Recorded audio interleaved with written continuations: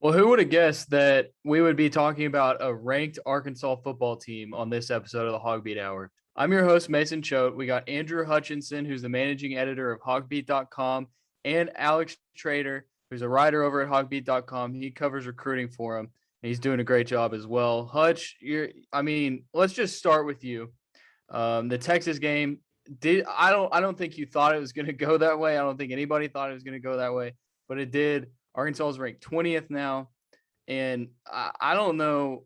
I don't know about you guys, but does it feel almost like a little bit of an overreaction after beating Texas, or do you think that win was that good because Texas was that good? Yeah, I think jury's still out on whether or not Texas is that good. I mean, they did have a very impressive week one win over a very good Louisiana team, as we talked about last week. But I don't know, to say they were a top 15 team, that may be a little bit of a stretch. But, anytime you beat a team like Texas that is loaded with that kind of talent, and you not just beat them, but beat them the way they did, something that I don't know very many people expected at all. uh, that was impressive, and that's going to get people's attention nationally. That's why we see him, checking it at number 20 in the AP poll. I mean, it was just a thoroughly dominating performance, and I think that uh, that's why we see kind of the reaction that we have so far.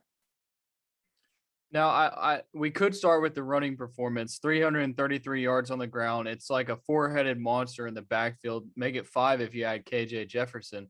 But I really want to start with the defensive line because that's where Arkansas has struggled a lot in the past. And we talked about the revamped defensive line, and we didn't get to see John Ridgeway in week one, but we saw John Ridgeway this week, and he made a big impact. So, Alex, I want to ask you about John Ridgeway. We've heard he's gotten a lot of pub this week. Talked about going to McDonald's and stuff. And but tell me about that defensive line and what you saw out of them against Texas. Yeah, I mean, like Hutch said, it was a thorough domination, not just on the offensive side of the ball with those big rushing numbers, but you come in and you completely shut down who was in my mind the best running back in the country in Bijan Robinson. I mean, he had less yards than KJ Hill rushing or than KJ Jefferson in the first half. I mean, that's something that nobody could have predicted coming in. I flipped back from coming into the season, I was very high on Arkansas for this game. After last week, I had a little bit of doubt. I mean, Arkansas completely flipped that switch. I flipped back to a win, but nobody could have predicted this. You're right about that. A lot of Razorback fans predicted Arkansas beating up on Texas, but from a media standpoint, you try to be realistic. So, but it was what Hutch said. It was dominance, and we got to hit these running backs now because I was just completely like blown away by the performance of the running backs. I did not see it coming. I knew they were talented, but man, it was like you could rotate in whatever guy you want, and he was he was going to have his way with Texas. So Hutch, tell me what guys you like the most, because we know what you're going to get from Traylon Smith. We saw Rocket Sanders and Dominique Johnson in week one, but it was just a small sample size. So we got a little bit more, and we got to see AJ Green this week. So tell me who you like the most, and who do you think going forward might get an increased workload, or do you think that it's going to continue to just be rotate four guys in and out? Well, as long as all these guys are as effective as they are, I think they're going to keep rotating them. I mean, I think they're going to, make sure that you got fresh guys. You don't want to have a guy that's got 25 carries trying to run the ball in the fourth quarter when they're exhausted.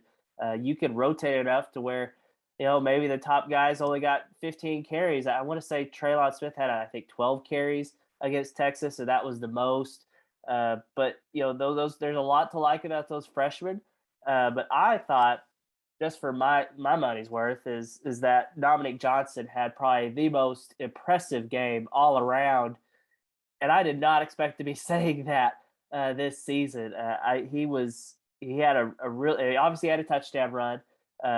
He had to plow over a guy, carry a guy into the end zone on that play, and then you had later in the game. He picked up a blitz to protect KJ on that deep ball to Tyson Morris. That was a huge, huge play for him, and he was rewarded immediately with back-to-back carries. He had a couple of carries for I think 12 and 19 yards right after that. Helped Arkansas respond on the drive that after Texas had pulled within, I think it was 16-7. So huge response right there by Arkansas, and Dominique Johnson was a huge part of that. And then also a play that maybe not get as much attention, but right before that touchdown, I would say there was a bad snap, and Dominique Johnson was in the backfield with KJ. He just picked up the ball and ran and gained 9 yards on the play. So he's just an instinctual guy that just seemed to be, whenever he was called upon, made plays when they had to happen. And if you're going to talk about the success of the running backs, you have to mention the offensive line. I mean, this is an offensive line that returned all their starters from last year. It's another year under Sam Pittman, arguably the best offensive line coach in the country. And then you bring in Cody Kennedy, a guy that we heard in fall camp that they love this guy. Cody, I mean, like every time you go out to practice, all you hear is Cody Kennedy yelling. It's awesome. But this offensive line played really well against Texas. And I'm just curious if you guys think that they can sustain this performance and keep doing this week in and week out, as the competition is just going to get harder. You got A&M next week, then you go to Georgia. It's just going to get more difficult. So do you think this offensive line can sustain the way they played against Texas? I think so. I mean, they've bulked up. You know, we talked about it a ton over the offseason, you know, how much that I think they've gained like 20 pounds on average, you know, across the board. They look like an SEC offensive line. They look like a Sam Pittman offensive line. So, I mean, they're going to have some challenges. I mean, Georgia looks just scary with their defense. So, are they going to always look like they did against Texas? No. But I think for the most part, they're going to be effective for Arkansas. And, you know, that's what you need. That's what you need to make this offense go. We've seen the last few years what a bad offensive line could do to an offense, and they look pretty good this year. And one of the most interesting parts of that is that you see guys rotating in and out, and that's a huge thing. If you can rotate guys in and out, I know at least Bo Limmer has been rotating in and out. And they talked about in fall camp how they want to have 9 or 10 guys that they can just in and out. When one guy's tired, throw another guy in, and you don't have to worry about his performance. So that's a huge thing for this Arkansas offensive line. And if you're going to talk about the Texas game, you got to mention the $100,000 fine. From my perspective, I could care less. The university has plenty of money to do it, but I'm a little biased because I'm paying the university money every year as of now. So, Hutch, let's get your perspective from a guy who I don't think you're paying the university any money right now. So, what do you think about that fine? It's worth every penny. I mean, it was for the moment. One, the fans deserved it. I mean, they've been through so much the last 5 years. I mean, probably the worst period in Arkansas football history. So they've been through a lot. And then to just the aftermath. I mean, it got a lot of attention. I mean, it was shown, I'm sure, on Sports Center. It was shared all over Twitter. The U of A got all sorts of pictures of it, so that way they could probably put it on the walls of the football facility and use it in marketing and use it in recruiting. So I think it was worth every penny, and I don't think Hunter Yurchek really regrets it at all. Yeah, and I mean, you heard some of the players as well saying, this it was something that was almost a dream come true. Just having people rush the field. Sometimes you think that the players might not like that, but I think not just the Arkansas fans deserve that, but the Arkansas football team. I mean, a lot of those guys on that roster have been through a lot, so they deserve the success just as much as the fans do. And I'm okay with them rushing the field. I mean, we all knew it was going to come, at least from a student's perspective. We knew that it was going to happen. So it was pretty cool to see that. Now, coming up next, we're going to talk about some news of the week. We already hit some of it, Arkansas being ranked. We got some players with some national awards this week, update on some injuries. And then later on in the show, Hutch is going to talk to Frank Solkowski. He covers Georgia Southern for WJCL 22 News in Savannah, Georgia. And that was a really interesting interview, give you a lot of insight on Georgia Southern. So all that coming up next on the HawgBeat Hour. Back here on the HawgBeat Hour for segment 2, where we're going to hit some news of the week. Before we get to that, I just want to encourage all of you to go to HawgBeat.com, where you can check out so much great content from Andrew Hutchinson, Alex Trader, and myself. I will say Hutch carries most of that. He puts out so much content where you're like, does this guy sleep? I really don't think he does. And it's insane all that he does. And then Alex is just doing a great job covering recruiting and more. Going out to games on Friday nights and stuff. So it's really a lot of good stuff. It's worth what you're going to pay for the subscription. So go check it out. And then you get to listen to us talk on Thursdays. So it's all a lot of fun. So let's hit some news of the week. Of course, the biggest thing is Arkansas is ranked for the first time since 2016. I just want to ask you guys, did you think if Arkansas won against Texas, they would be ranked this week? They're ranked number 20 in the AP poll, number 24 in the coaches poll. I didn't think so, but after the way they won, it makes sense. Hutch, what do you think? Yeah, I'm kind of like you. I thought that they had a very good chance to be ranked if they beat Texas, but I think it was going to need to be, a more than just like a fluky, like, oh, they got lucky type of win. They needed to leave no doubt, and sure enough, that's what they did, and that's why we see them checking it not just in the top 25, but at number 20 in the AP poll. I mean, if they had just barely won or something, maybe they snuck in at 25 or something, but they really vaulted up pretty high. Alex, what do you think about that ranking? And then, of course, there's a lot of players of the weeks. Hayden Henry, Walter Camp, National Defensive Player of the Week. Grant Morgan, Chuck Bednarik, Award Player of the Week. And then, of course, Cam Little got SEC Freshman of the Week, I think, as well. So a lot of weekly awards coming for the Hogs. And then, of course, that ranking. Alex, what do you think about that as well? I think Hutch hit the nail on the head there. I personally was expecting Arkansas to be ranked if they won this game. I think they could have hit a field goal as time expired, and the media, tends to love Texas so much that they would have looked at it as the most impressive thing in the world. This was one of the more impressive things of the week in college football. They were named the Football Writers Association of America Cheez-It Bowl National Team of the Week. I mean, that's you're getting that recognition as on the national stage, not just in the SEC.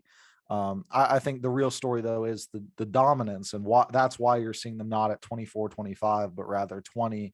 And I know RJ Young put out a list that had, them ahead of the likes of Clemson, Ohio State, UCLA, who has a pretty solid win against an LSU team that people had a lot of excitement for coming into the year. So there is that national excitement now, and it's not just within Fayetteville. This is just something that I think is hilarious, but I want to mention it. Barstool Big Cat, I don't know if you guys pay attention to him, but when he puts out his rankings, it's always it's kind of a comedy thing. Like, I'm going to rank these teams that, of course, they don't deserve to be in the top 10, but he ranked Arkansas as his number 1 team in the nation this week. So that there's one person who has Arkansas as number 1. So that's pretty cool. But I want to hit these weekly awards. You got 2 linebackers who were named players of the week, and then Bumper Pool in one half gets 10 tackles. So, I mean, that's 3 guys playing linebacker for Arkansas. Is this the best linebacking core in the SEC, Hutch? I don't know about in the SEC. I'd have to really do a deep dive. I'm not sure what Alabama looks like this year, but they're usually pretty good. But I can tell you what, it is the best linebacker core I have seen in Arkansas in 2 decades, maybe. I mean, I try to think of when they've been better. I mean, maybe Caleb Miller, Tony Bua, that group, maybe comes to mind. But they're deep, and the thing that makes it so great is they usually play 2 linebackers at once. So when all of them are available, whenever they're healthy and not sitting out because of targeting, they have a way to rotate and keep guys fresh. So. I think it's a really impressive linebacker group, and that's something I don't think, before last season, if you would have said, oh, in 2021, Arkansas is going to have a really solid 3-man group of linebackers, I don't think anyone would have believed you. And speaking of healthy, we saw Grant Morgan go down in the second half against Texas. Didn't look good for a little bit there, but then he gets up. With some help, he walks off the field. And so going into Monday's practice, it was like, are we going to see Morgan? And then, of course, we go in there and we see Grant Morgan, and he looks just fine, as a Morgan does. So we think we're pretty sure Grant Morgan's going to play. Any worries from you, Hutch, on Grant Morgan's injury against Texas? No, he's a Morgan, like you said. I was worried whenever it happened. When he went down and they were looking at his knee, and I'm like, oh gosh, did he tear his ACL or something like that? But as you mentioned, he was at practice on Monday, wearing a brace on his knee. So I think he's fine. I think he's going to play. But you'd like to think that this is a game where maybe he could play a little bit and then kind of sit and rest and get ready for A&M, because Arkansas put it away early. But that didn't happen against Rice, so who knows? Yeah, that would be unfortunate if Georgia Southern comes in and plays the first half like Rice does. But let's move on to some recruiting, and we're going to bring Alex in on this one. Anthony Brown commits to the Hogs. Alex, just give us your take on that. What you think about Brown? Do you know much about him, and how is he going to help the Hogs out moving forward? It's a huge commitment. It's been in the works for a little bit. It was kind of expected. Oh, he's going to be leaning here. His last visit's going to be right after that Texas game, and he ended up pulling the plug on Tuesday, I think it was the 14th. So, I did a film breakdown. It's over on HawgBeat.com. I thought it turned out pretty solid, but you get to see the type of player he is. He is fast when he's crashing downhill to go make tackles, and he hits as hard as you'll see in high school. Like, he's going in, I think just in the first couple plays of that highlight tape, he forced 4 fumbles on tackles coming downhill. And then even, he's getting blocked out of the play. He's able to go in and strip the ball. He just finds a way to make a play on the field. And I think that's going to be something that you're seeing, that resilience on a lot of the players at Arkansas. Like Hutch said, Alabama is Alabama. They're going to go in and have those guys in and out, but it's about the effort plays. And I think he's going to provide that to this Arkansas secondary as a defensive back. All right, so we'll round out news of the week with a little bit of baseball talk. So we've had some commitments in baseball recently. I'm going to be honest with you. It's hard for me to keep up with recruiting, especially with baseball, because it seems like every day there's somebody committing to Arkansas in baseball. So, Hutch, if you want to talk about some of those commitments that you know of, and then, of course, the schedule was announced, and I'll tell you what, I am pumped for this home schedule. I mean, finally, Vanderbilt is going to come to Baum-Walker Stadium. I've been waiting for that for a long time. And so a really good home schedule and a really good schedule in general. But Hutch, just talk about that a little bit. Yeah, I mean, the baseball recruiting is definitely a different beast. I mean, one, they're already recruiting guys like in the 2025 class. And so these guys are really young. Hard to say too terribly much about them. These guys most of them are really highly ranked.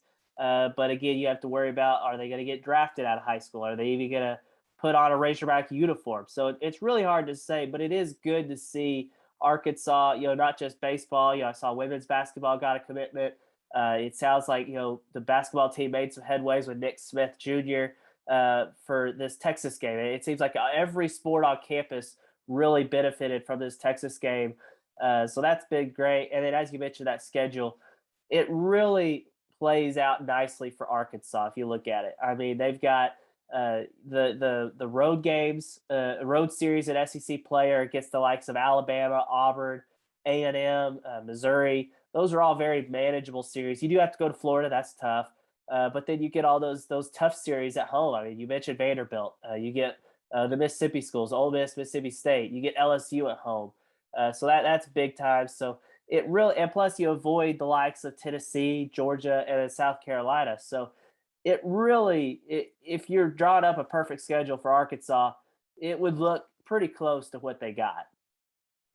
And they got some of those in-state matchups as well. I love seeing them play UCA, and that's from a guy from Conway, but still, like I know some people don't like that, but I love seeing the in-state matchups. And then, of course, you mentioned it. Really, the most challenging road game or road series is going to be against Florida.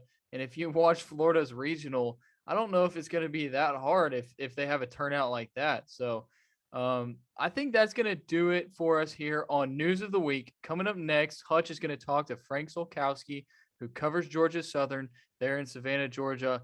and he hosts their pregame show for the Eagles broadcast. So that was a really good interview. You'll learn a lot. They have some injuries, and then we'll break that down on the last segment here on the HawgBeat Hour. Hey everyone, this is Andrew Hutchinson, the managing editor of HawgBeat.com, your Arkansas site in the Rivals Network.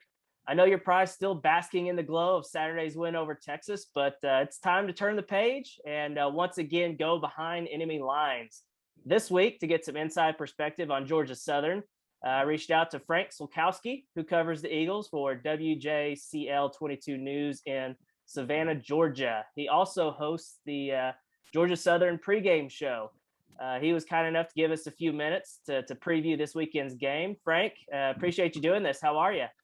I'm doing well. I appreciate you having me. And yeah, I tell you what, we're excited to come up to Fayetteville this weekend. And congratulations on the success, nationally ranked. So yeah, Georgia Southern already has a couple nationally ranked teams on the schedule this year. And the Hogs, they're the first up. Yeah, I mean, I was going to get kind of your insight on, through two games. I know, Georgia Southern's 1-1. They had a close win over Gardner-Webb, an FCS team, and then they lost this past weekend 38-6 to Florida Atlantic. I know it's early, but what's kind of the vibe around the team right now? Well, of course, the team's still upbeat. I mean, there's still everything to play for. You're playing your let's be honest, your preseason games right now. After Arkansas, they'll jump into the Sun Belt Conference, which is going to be a tall task in itself, with the likes of Louisiana and Arkansas State and Coastal Carolina and Appalachian State. Let's be honest. The Sun Belt Conference, we like to believe that it is the top of the group of five, and it really has become that way in recent years. Georgia Southern knew coming in there was going to be a lot of questions to be answered early in the season, and they're still looking for answers in a lot of areas. We knew going into the season that the quarterback with the most experience on the roster was Justin Tomlin. He was going to be suspended for the first two games due to academic issues from last year. Well, those two games are done, and he has been announced as the starting quarterback against Arkansas this week. So in his place, it's been a couple different guys at quarterback. And at Georgia Southern, when you're running a predominantly option offense or some variation of it, we've seen it, over the years go from a traditional flex bone and what you would see at Navy and Army into more of a spread option with a little bit more passing, a little bit more speed to it. We've had several different coaching staffs, and that's one thing that we've kind of evolved to. So the quarterback always plays a big role in that. And here in the early goings, Georgia Southern has turned to Amari Jones. And this is a guy who came to Georgia Southern as a running back wide receiver transfer from Tulane, where he played for former Georgia Southern head coach Willie Fritz down there. He actually took snaps as quarterback in the game season opener against Gardner-Webb. And then you have Cameron Ransom, a true freshman, big quarterback out of Florida, who started the game against FAU over this past weekend, suffered an injury in the second quarter, and it wasn't the same afterward. It looked like a high ankle sprain. So, again, your quarterback position kind of makes it all work. So here in the early goings, Georgia Southern still kind of feeling things out with that quarterback position, but they look to get a little bit more stability now that Justin Tomlin will get the start here against Arkansas. Yeah, I was going to ask you about that quarterback situation. With Justin, him coming back, he has a handful of starts under his belt. And when you play an offense like what Georgia Southern does, I mean, how much differently does the offense function with him under center, you think, compared to, as you said, a true freshman and a converted running back? Well, I can tell you one thing, and anytime you have a guy who has experience with the type of offense Georgia Southern runs, it just runs a lot cleaner. You can see it moves a lot quicker. Where you may have a quarterback taking the snap, hesitating a little bit on a pitch or a handoff or a keep. A guy like Tomlin brings that fluidity to it. He's been there. It's going to look a lot prettier, and entail is going to be a little bit more deceiving at times. So I know that's what head coach Chad Lunsford is hoping for this week, that it looks a little bit crisper, that it rolls a little bit quicker, because when you're trying to break in guys who aren't as used to making those pitches and those reads, it gets a little blocky. To me, it kind of looks like Minecraft, where it's kind of blocky and it's not as smooth. And that's what you need when this offense gets going and it's fluid and it's crisp. It definitely does a lot better. So, that's been good. What we're also hoping for is to get the running backs healthy. We don't know if we'll see them, but Georgia Southern's leading rusher, J.D. King, who started his college career at Oklahoma State, who transferred to Georgia Southern, he blew out his knee last year and has been rehabbing, came back into fall camp, and then tweaked it and has some swelling. So he's actually been held out the first 2 games. And more than likely, he's going to be held out against Arkansas to go ahead and give him that extra week of rest so he's ready when Sun Belt Conference play. Again, not that this Arkansas game isn't huge, but let's be honest.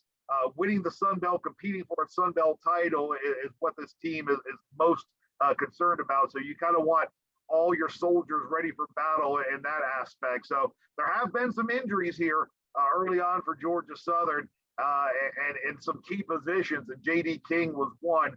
Logan Wright, one of the other big running backs, was the go-to guy in the first game of the season. He tweaked his ankle in that first game, so he was limited, only had about 4 to 5 touches against FAU. So the good thing is the running back core for Georgia Southern is deep, and all those guys have been called upon. And I'd imagine we see a heap and helping of that as the Eagles soar up to Arkansas this week. Yeah, I was going to ask you about Logan Wright. I didn't realize that he was kind of banged up. I mean, who are some of the other offensive weapons that Arkansas fans should be aware of, healthy or whether they're questionable or whatever? I tell you, Caleb Hood, one of the slot receivers, is one of those guys who is a big play guy. And if Georgia Southern has time and can be able to get the ball into his hands, he can be a weapon at receiver. Last year he had a huge game-tying catch, or actually a catch to go ahead of Louisiana when they were nationally ranked. Georgia Southern would lose on a walk-off field goal to the Raging Cajuns. But he's a guy who can be dangerous. And a tight end, Bo Johnson is a guy who, at tight end, who was injured last year. But the game before he went out with a knee injury, he had a couple touchdowns and was going to emerge as a weapon. A lot of folks may remember his dad is the former Major League catcher Charles Johnson, who played for the Marlins and everything else. So he's got that athletic pedigree. And he is starting to get back to his old self a little bit and looking to get the ball a little bit more. So, Amari Jones, we talked about him a minute ago about how he plays some quarterback. He is also very dangerous when he lines up in the backfield or in the slot as well. There's not much that he can't do. He was a high school quarterback when he was in Texas, and then he goes to Tulane and moves into a wide receiver. And we saw him last week against Florida Atlantic play running back. So he's a guy who's very dangerous offensively for Georgia Southern. Got a young wide receiver. So these guys, we're all still kind of waiting to see what they can do. I know that we have a lot of guys who are big and really fit the mold, including J.J. McAfee. You're talking about a receiver who's at 6'4" and he's around 225, who has all the looks of an FBS, a Power 5 type wide receiver. We just haven't seen him utilize that much. So he's another guy who we're watching out for here early in the season. Now let's flip it over to defense now. I was going to get your thoughts. I mean, just looking at the stats, it looks like teams have been able to throw it quite a bit on Georgia Southern. Is that maybe a product of the secondary letting guys run open? Is it a lack of pass rush? Or what do you diagnose those struggles in the passing game to? Well, I can tell you, I don't necessarily know if it's the lack of pass rush, because our defensive line seems to be the strength right now. So they're able to get a lot of pressure. It seems like there's been a lot of broken coverages in the secondary. And talking with Coach Lunsford earlier this week, one of the things he started to question is, are we putting too much on these guys' plates? Are we asking them to do too much with their coverages and what they're doing? That there's some of these letdowns and breakdowns in the secondary. So he says, going up to Arkansas, we're going to try to take a little bit of the pressure off, let these guys just go out there and play and see what that does. So again, I'm anxious to see if that is a situation, because going into the season, the defensive backfield, it seemed to be one of the strengths going in. You had a guy like Derek Canteen, who was one of the leaders in the country last year with interceptions. Can tell you he won't be playing against Arkansas. He hurt his chest last week against FAU. So Derek Canteen, the most veteran defensive back, one of the more skilled guys there from his quarterback position, he won't play. But what we did see last week is his backup, Tyler Bride, really stepped up and was all over the field. So that's exciting. Daryl Baker Jr. at corner is another guy who has a lot of experience. He's one of those seniors who's really turned into a good player back there. And Justin Birdsong at free safety is one of those other senior guys. So you have a lot of experience back there, but there's just been breakdowns here and there for those big plays. That's definitely an area of concern. Don't get me wrong. That's something they want to solve. Georgia Southern is just hoping that maybe it's just too much information being put on, too many responsibilities, and maybe overthinking some of the coverage. So I think you're going to see it simplified a little bit against Arkansas and just kind of go out there and just play, not necessarily street ball, but just you're going to start seeing just guys out there just man for man and small zones. I don't think you're going to see as many crisscrossing, and you're going to see a more simplified defensive backfield against Arkansas. That makes sense. And you mentioned, one of the strengths of the team seems to be that defensive line. Yeah. Is there a one guy that really is a good pass rusher that Arkansas needs to account for, or what's kind of the scouting report up front? I'm gonna tell you what. It all starts right there in the middle at nose guard, and he plays defensive tackle. He can play anywhere along the line. And C.J. Wright, he's a senior, and you're going to see his size, and folks are going to be like, okay, he's 6 foot, and that may be with his boots on. He's a shorter guy, and he's right around 285 pounds, but that's 285 of solid muscle. The guy has a motor that never stops, and I've had Power 5 SEC coaches tell me if this kid was 2 or 3 inches taller, he would be starting at the likes of Alabama, Auburn, or Georgia. He's that good of a player.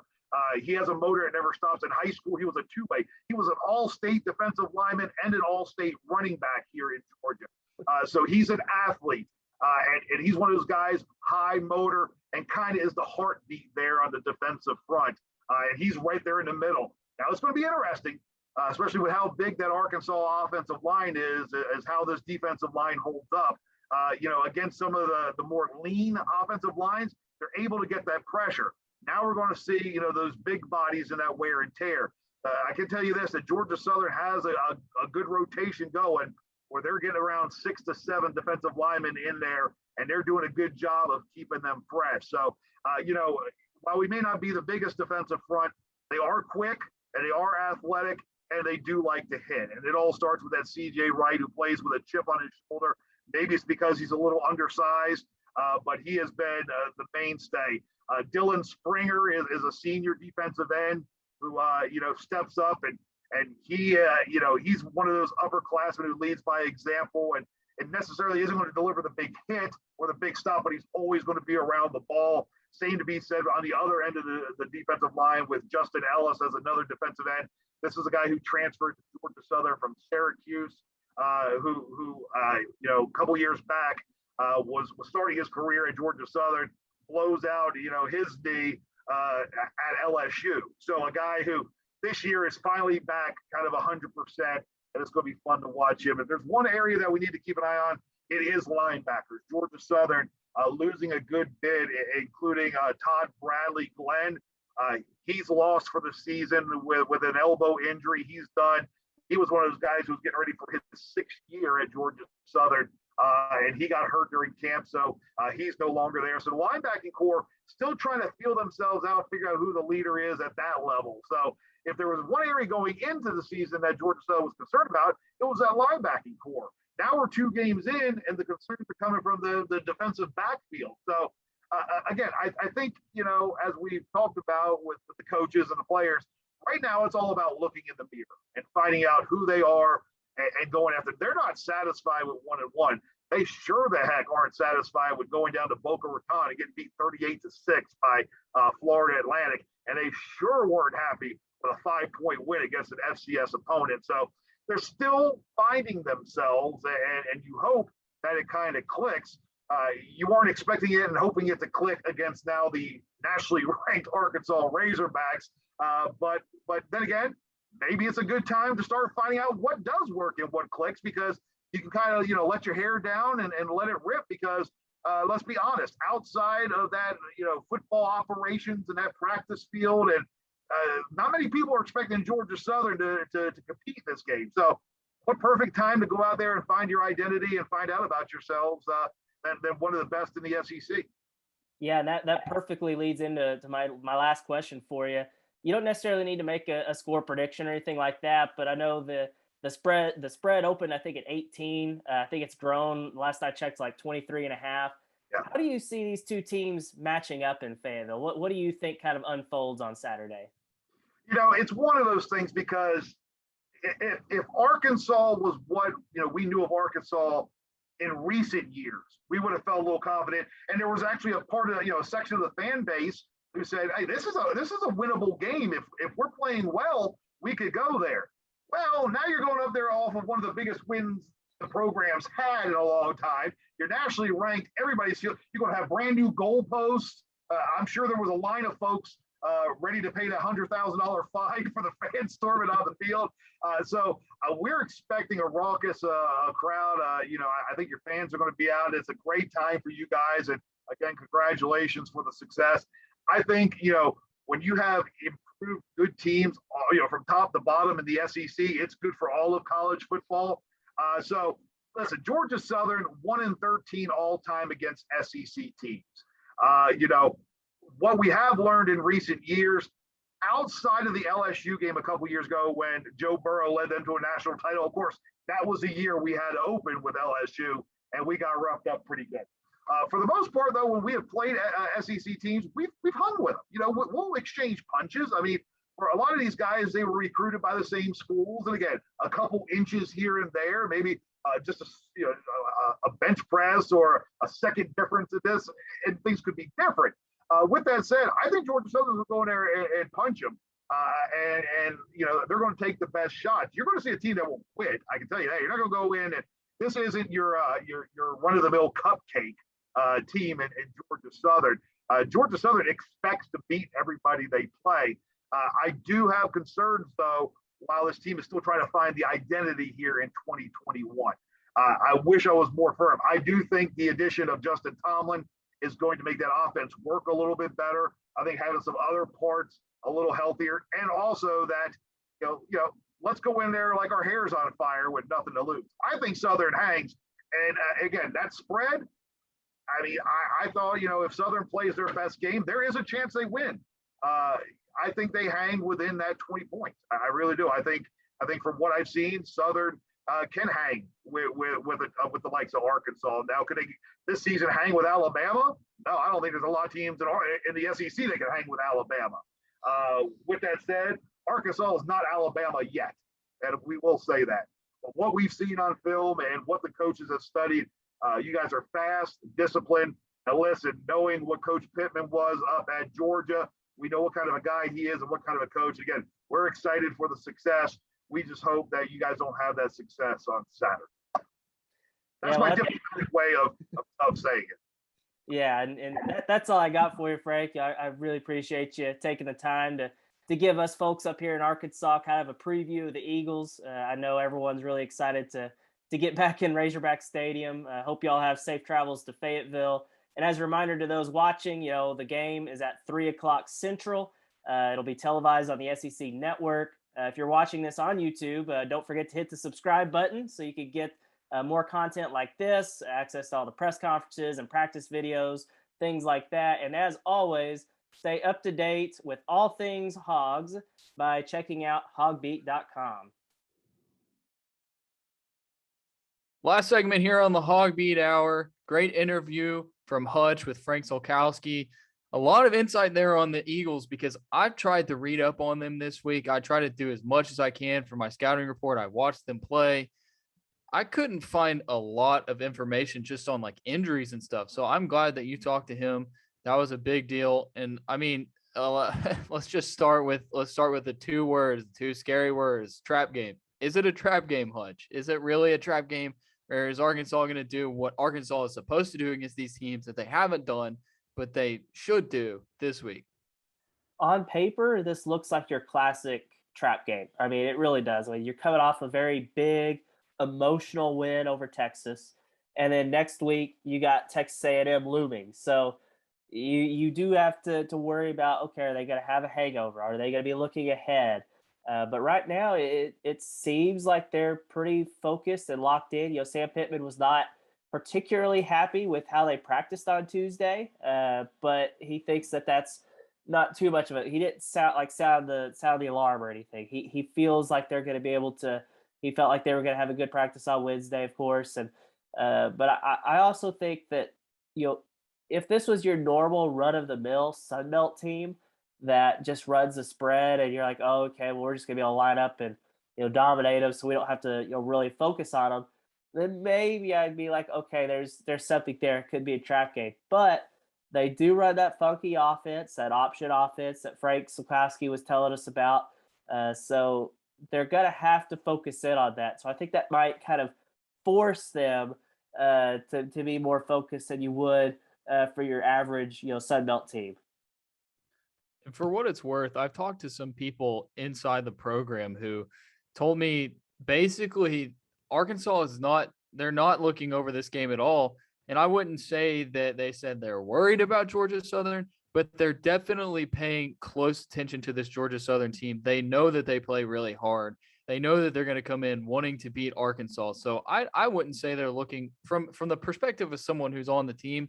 It doesn't sound like they're looking over Georgia Southern at all. I know that we talked about how they've prepared for them in fall camp. I know last Saturday people were watching Georgia Southern film, getting ready for it before the Texas game. So I know that they're ready for this game, but they got a guy, Josh Tomlin, at quarterback who didn't play the first two games. He was suspended for academic stuff. Played last year, didn't start all year, but this is a guy who is an all-state 4x100 relay track guy in Georgia. He's really fast, doesn't throw the ball very well. At least if you just look at his statistics, he's not that great of a passer. But how difficult do you think it's going to be for Arkansas to contain a guy with that kind of speed? Do you think it'll be easy because of those linebackers we talked about and the defensive line looking better? Just what do you think about Tomlin, Hutch? Yeah, I mean, I think he's going to be a big key for Georgia Southern. I mean, their offense hasn't exactly functioned smoothly over the first two games. I mean, they barely sucked by Gardner Webb in week one. Then they go and get blown out by Florida Atlantic, which again, that's Florida Atlantic, not Florida or Florida State or whatever. So they struggled with their, you know, backup quarterback. You know, they've tried different guys back there. They tried a running back. So I think that having him back there with even though he wasn't a full-time starter, as you said, he does have experience running the offense, and he is an older guy. So I think that he's going to make that offense maybe more challenging than what it was the first 2 weeks. So definitely something to keep an eye on, and going to help out Georgia Southern, in my opinion, on offense this weekend. Yeah, and so as far as, let's stick with offense before we hit the defense. Their running back situation's a little tough. So they got a guy, J.D. King. He's a transfer from Oklahoma State. He had, through 7 games last year, he had like 600 and something yards and like 5 touchdowns. He was on pace for over 1,000 yards and about 9 touchdowns on the year. So he's probably not going to play, is what Frank told you in the last segment. So, and then Wright, what was his first name? Logan Wright.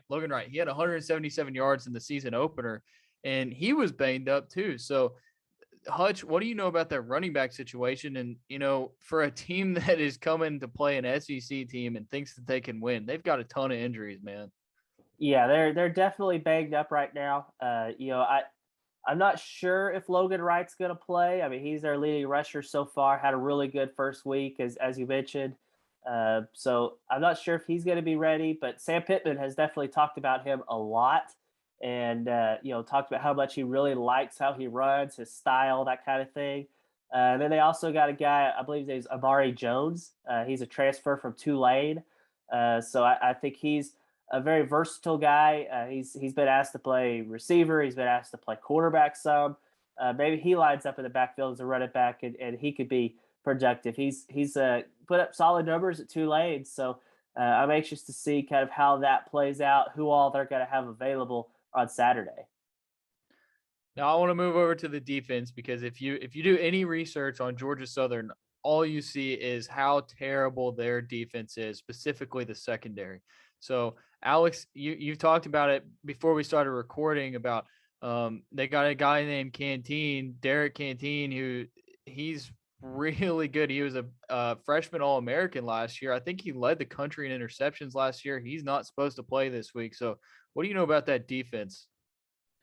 Yeah, I'm really, really surprised that this defense has been as bad as it was. I mean, they lost a couple of NFL or a couple of guys on that front seven, but that defensive backfield, was among the best in the country. They led the FBS in turnovers, like you said. Canteen led had the FBS lead tied with 6 interceptions, and they look to return almost everyone from last year. But with Canteen likely out of this game, it's going to make it a heck of a lot tougher for them to stop the Arkansas receivers.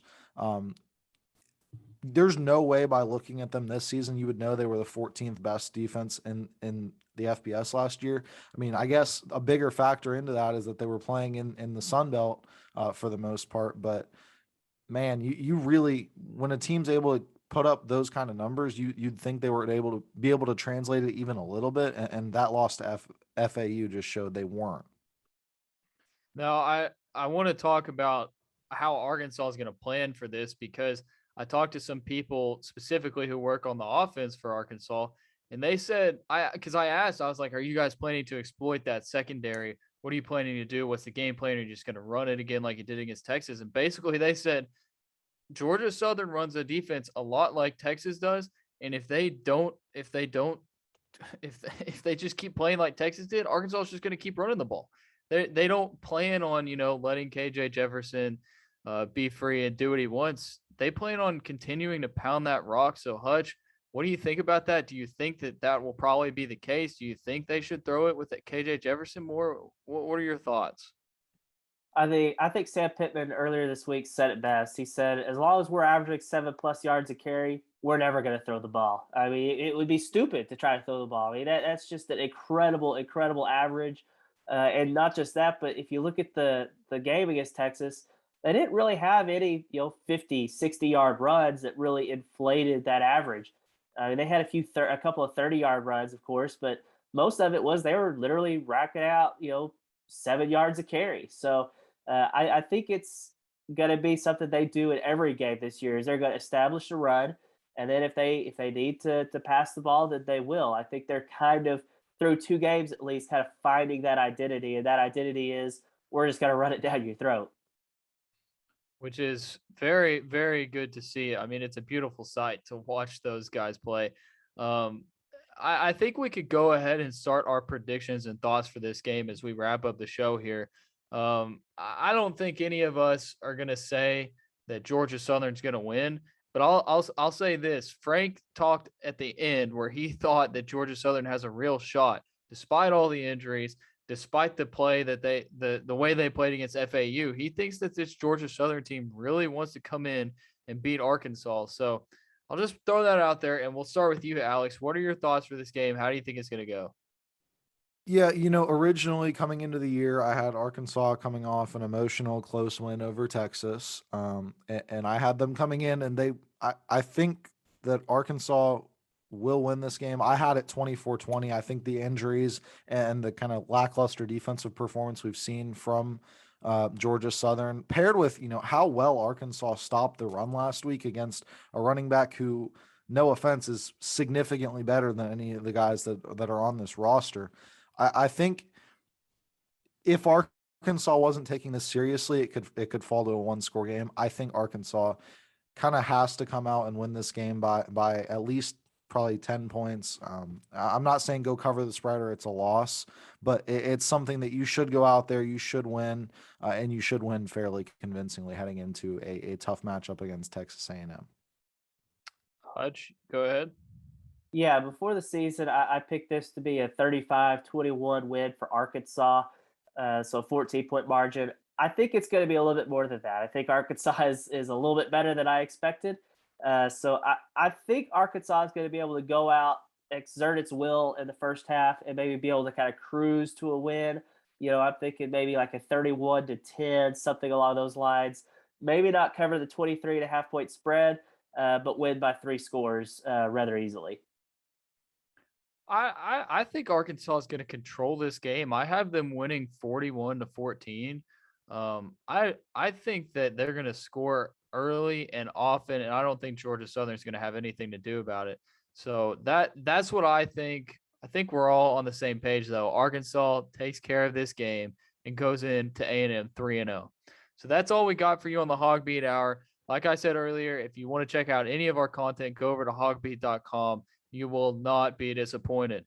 So thank you guys for listening. I've been Mason Choate. He's been Alex Schrader, and he's been the legend, Andrew Hutchinson. Thank you for listening to the HawgBeat Hour.